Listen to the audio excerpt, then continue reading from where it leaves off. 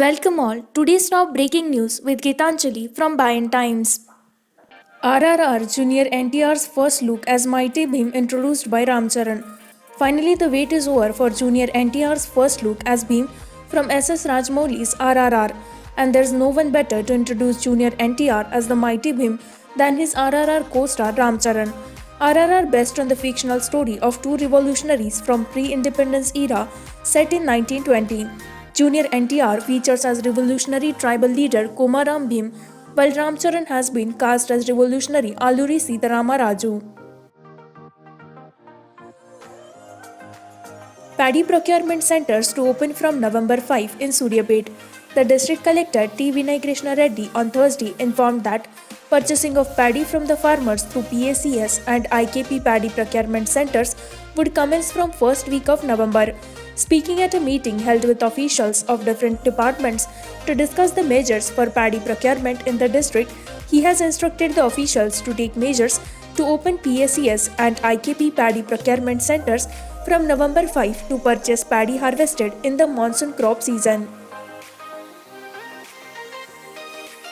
Andhra Pradesh COVID-19 tally nears 8 lakh mark. The two Godavari districts, West and East in Andhra Pradesh, continued to report a high number of COVID-19 cases as the state's tally inched closer to 8 lakh mark on Thursday.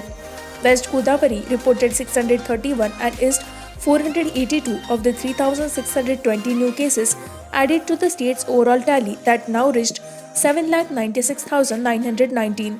The two districts together have over 1.92 lakh cases. A total of 3,723 patients got cured, taking the cumulative recoveries to 7,58,138 according to the latest COVID-19 bulletin. Jagan Reddy announces Rs 70 crore for renovation modernization of Kanaka Durga Temple. Andhra Pradesh Chief Minister Y.S. Jaganmohan Reddy has announced Rs 70 crores for renovation and modernization and introducing safety measures at Kanaka Durga Temple atop Indrakiladri Hill. The Chief Minister visited the temple and offered silk clothes to the goddess evening. He also inspected the site where the boulders had fallen. The Chief Minister offered silk clothes to the goddess. He has announced Rs 70 crore for the modernization and renovation of the temple, AMD Imtiaz Krishna District Collector said. Pay ex gratia to TS Riots for crop loss, says Congress MLA. Munugode MLA and Congress leader Kumti Reddy Rajgopal Reddy on Thursday urged the state government to sanction ex gratia to the farmers who suffered losses due to rains. Along with the party members, Rajgopal Reddy went on a day-long hunger strike at Munugode to press for his demand. Rajgopal Reddy criticized the state government for not making any announcement on purchase of cotton from the farmers. He urged the Chief Minister to clarify why the ministers and MLAs were not consoling the farmers who suffered crop loss due to rains. He wanted the state government to identify the tenant farmers and extend financial help to those who faced crop damage. RG-UKT entrance test on November 28, says Minister. Education Minister Adimulapu Suresh on Thursday said that the Rajiv Gandhi University of Knowledge Technologies RGUKT will conduct a common entrance test CET to establish merit for admission in its 6-year integrated BTech program for the year 2020-21. The minister said this is necessitated as 10th class grades are not available for this year and therefore the marks secured in the entrance examination will be considered the merit for admissions. The exam will be held on November 28 and the result will be declared on December 5, he said.